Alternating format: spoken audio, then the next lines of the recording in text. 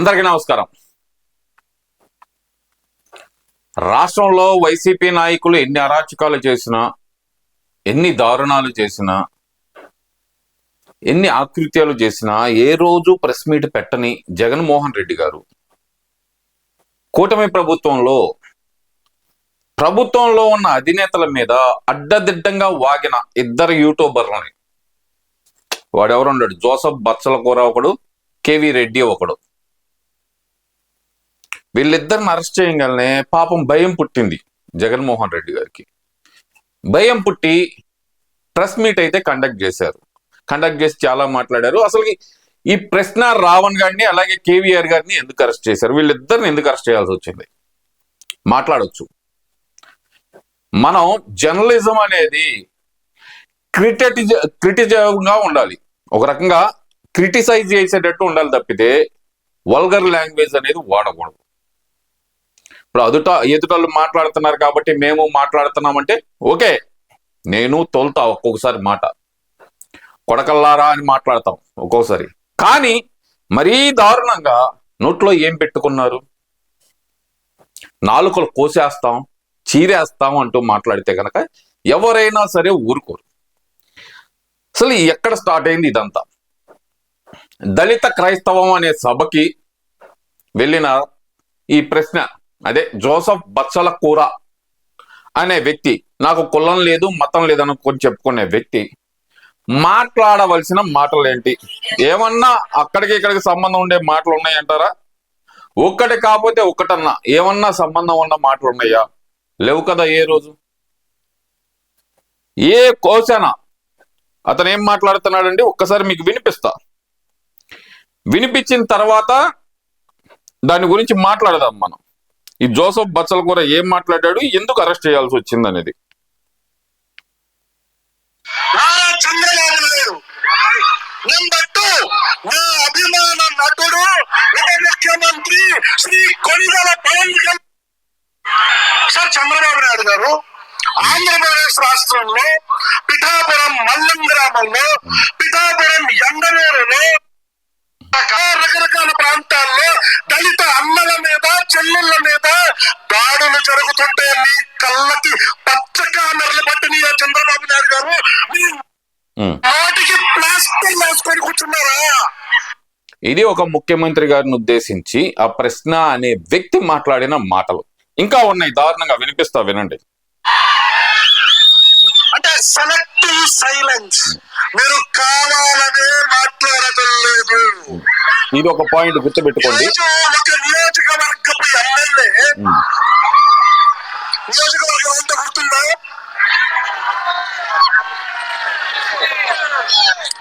ఏంటి ఈ రోజు ఒక దాష్టికంగా అతను ప్రవర్తిస్తున్నాడంటే నారా చంద్రబాబు నాయుడు గారు మీ కళ్ళకి పచ్చ కామెరలు పట్టినయా?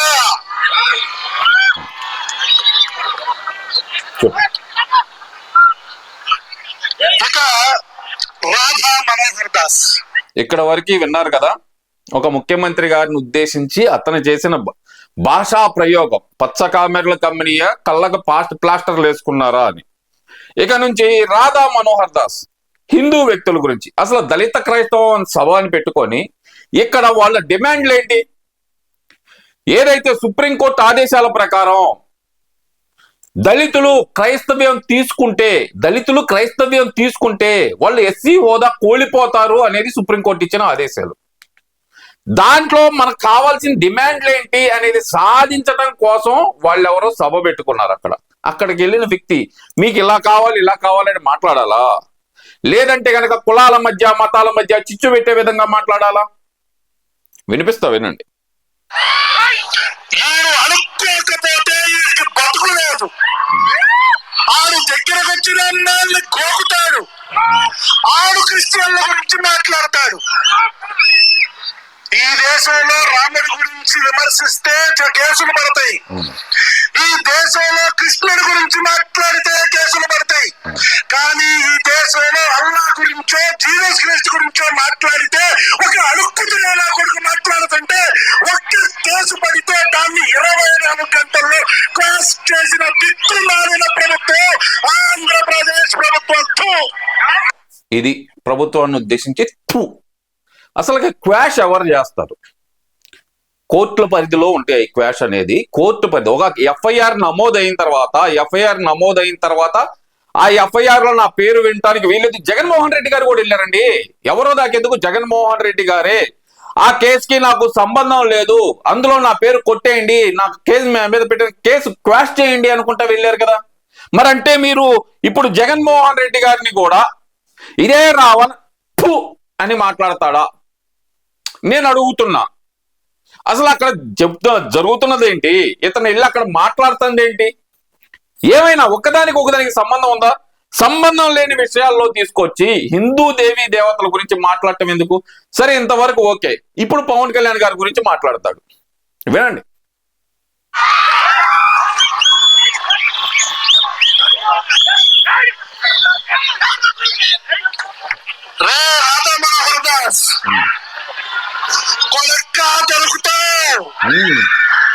నువ్వు మతాల మధ్యలో చిచ్చు పడుతున్నావు.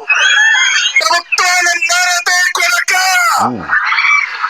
నీ బట్టలు పదీసి రోడ్డు మీద తొక్కి నారదీస్తామని పవన్ కళ్యాణ్ చెప్తాడు కదా, అలాగే తొక్కి నారదీస్తారు కొరక. ఇది ప్రభుత్వం మారితే ఏ ప్రభుత్వం వచ్చింది అంటే వెనకమాల ఎవరుండి నడుపుతున్నారు? ఈ అరాచక శక్తుల్ని వెనకమాల ఎవరుండి నడుపుతున్నారో మీకు ఇక్కడ ఒక క్లారిటీ వచ్చి ఉండాలి. తొక్కి నారాదేస్తాం కొడక్క.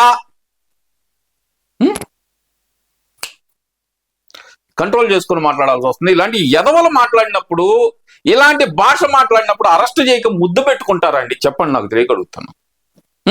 వాళ్ళ స్టూడియోలో పనిచేసే ఎవరో ఒక వాళ్ళ భార్య ఎవరో నాకైతే తెలియదు, అన్యాయంగా అరెస్ట్ చేశారు, బయటకు వస్తారు. చిన్న యూట్యూబర్ ప్రవర్తించినట్టు ప్రవర్తిస్తున్నాడా? ఏమ్మా, నిన్ను కూడా అడుగుతున్నానమ్మా.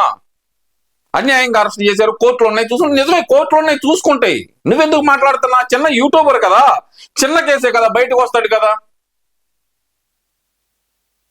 చిన్న కేసే కదా, బయటకు వస్తాడు కదా. నువ్వెందుకు తీసుకుంటున్నావు?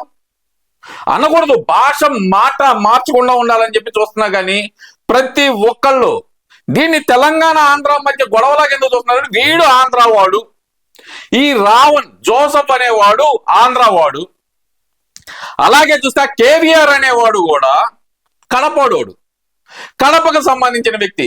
దీనికి తెలంగాణ జర్నలిస్టులకి ఏం సంబంధం ఉందని అసలుకి కొంచెం బుద్ధి జ్ఞానం లేదా మీ అందరికి? ప్రతిరోజు పొద్దున్న లేస్తే ఆంధ్ర తెలంగాణ గొడవలు పెట్టుకొని మీ వ్యూస్ కోసం చూస్తున్నారా మీరందరూ? అరే, కేవీఆర్ వాడిన భాష ఏంటి? అసలు కడపోడు వాడు, ఆ తెలంగాణ వచ్చి బతుకుతున్నాడు, అక్కడ ఒక యూట్యూబ్ లో పనిచేస్తున్నాడు, లేదా వాడిదే యూట్యూబ్ అనుకుందాం. అంటే అక్కడ హైదరాబాద్ లో ఉండి నోటికి వచ్చినట్టు మాట్లాడితే హైదరాబాద్ లో అరెస్ట్ చేయకూడదా? అదే ఏమన్నా సపరేట్ రాజ్యాంగమా? నిజం నవాబు రాజ్యాంగం ఏమన్నా నడుస్తుందా? ఆంధ్ర రాజ్యాంగం లేదంటే కనుక భారతదేశ రాజ్యాంగం అక్కడ నడవటం లేదా? కాన్స్టిట్యూషన్ రైట్స్ అంటున్నారా మీరు? అదే కాన్స్టిట్యూషన్ లో తెలంగాణలో కాదు, వాడు నేపాల్లో ఉన్నా సరే భారతదేశం చట్టాల ప్రకారం నేపాల్లో ఉన్న నేరస్తులను అప్పగించవచ్చు. ఆ సంగతి తెలుసా మీకు?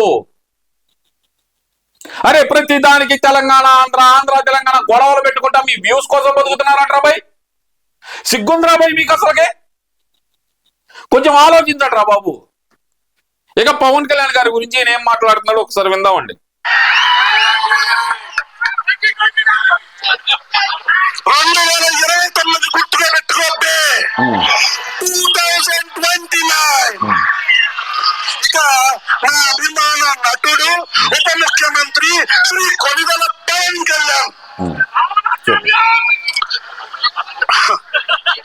Secularism should be 2 way, it should not be 1 way అని ఊగిపోతూ డాన్సులు కడతాడు పవన్ కళ్యాణ్. నువ్వు వెళ్ళింది ఎక్కడికి రా? అరే ఆఫ్ మైండ్, నువ్వు వెళ్ళింది ఎక్కడ? దళిత క్రైస్తవం సభలో వాళ్ళు ఒక తీర్మానం చేసుకోవడానికి పెట్టుకున్నారు. నీకేం సంబంధం రా భయ్? అక్కడికి వెళ్ళి ఏం మాట్లాడుతున్నా? సెక్యులరిజం గురించి, సనాతన ధర్మం గురించి అక్కడ మాట్లాడాల్సిన అవసరం నీకేముంది అసలుకి? అసలు నీకేం అవసరం భయ్ అసలుకి? నీకు కులం లేదంటావు, మతం లేదంటావు, ఏమీ లేదంటావు, మరి నీకెందుకు? ఎందుకని బుర్ర వాడండి అబ్బా కొంచెం కదా కొంచెం అన్నా. జగన్మోహన్ రెడ్డి లాగా సగం బుర్రతో మాట్లాడమాకండి అందరూ. పిఠాపురంలో ఒక కుల వివక్ష జరిగితే చిన్న పిల్లల మీద ఒక లేసర్ నా కొడుకు కుల వివక్ష చూపిస్తే పవన్ కళ్యాణ్ పిల్లల మధ్యలో గొడవ అంటాడు. పవన్ కళ్యాణ్ నా భాషని కొద్దిగా మళ్లించాలి, ఎందుకంటే ఈ భాషని నేను నేర్చుకుంది పవన్ కళ్యాణ్ దగ్గర నుంచే. పవన్ కళ్యాణ్ దగ్గర నుంచి నేర్చుకున్నావా? పవన్ కళ్యాణ్ గారు ఆయన ఆ మాట ఏ సందర్భంలో ఉన్నాడో నేను చెప్తారా భయ్ నీకు, నేను చెప్తా, బరాబర్ చెప్తా నీకు. సాగదీస్తున్నావు కదా పవన్ కళ్యాణ్ దగ్గర నుంచే అని, ఆ సాగదీపులోనే చెప్తా నేను. చెప్పు తీసుకొని కొడతా కొడకల్లారా, మతాల మధ్యలో చిచ్చు పెడితే చెప్పు తీసుకొని అటు ఇటు తిప్పి మార్చి కొడతాం కొడకల్లారా. ఇది నేనన్నా, పవన్ కళ్యాణ్ అన్నాడు. పవన్ కళ్యాణ్ అనే వ్యక్తి ఎక్కడన్నాడో తెలుసంటారా నీకు? అది ప్యాకేజ్ కళ్యాణ్ అంటే ప్యాకేజ్ ఇచ్చింది ఎవడరా? ప్యాకేజ్ కళ్యాణ్ అంటే కనుక చెప్పు తీసుకొని కొడతాను కొడకల్లారా అని చెప్పి వైసీపీ వాళ్ళని అన్నాడు. నీకెందుకు పడుచుకొచ్చింది? నువ్వు ఏ పార్టీ కాదు కదా, ఏ కులం కాదు కదా, ఏ మతం కాదు కదా, నీకెందుకు పడుచుకొచ్చింది? సరే వీళ్ళందరూ ఎట్టుంటే కనుక మన కర్మ అండి. జగన్మోహన్ రెడ్డి గారు వచ్చేసారు, వీళ్ళందరికి సపోర్ట్ చేయడానికి ఆయన కూడా వచ్చాడు. ఆయన ఏమంటున్నాడయ్యా అంటే చెప్తా, అది కూడా చెప్తాను. Think laptop, think Bajaj Electronics. Salon at ₹700 and SIP at just ₹100.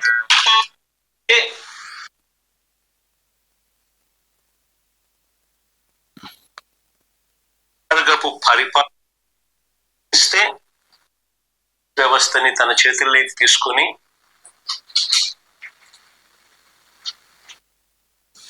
అణిచివేసే కార్యక్రమంలో ప్రశ్నించే జర్నలిస్టులు కావచ్చు, లేకపోతే రాష్ట్రంలో ఎవరైనా సరే తనను ప్రశ్నిస్తే చాలు వాళ్ళందరినీ కూడా అణిచివేసే కార్యక్రమంలో చంద్రబాబు నాయుడు గారు చట్టాన్ని, పోలీస్ వ్యవస్థను తాను వెపనైజ్ చేశారు అంటున్నావు. సరే జగన్మోహన్ రెడ్డి గారు, నేను సూటిగా మిమ్మల్ని క్వశ్చన్ అడుగుతున్నాను.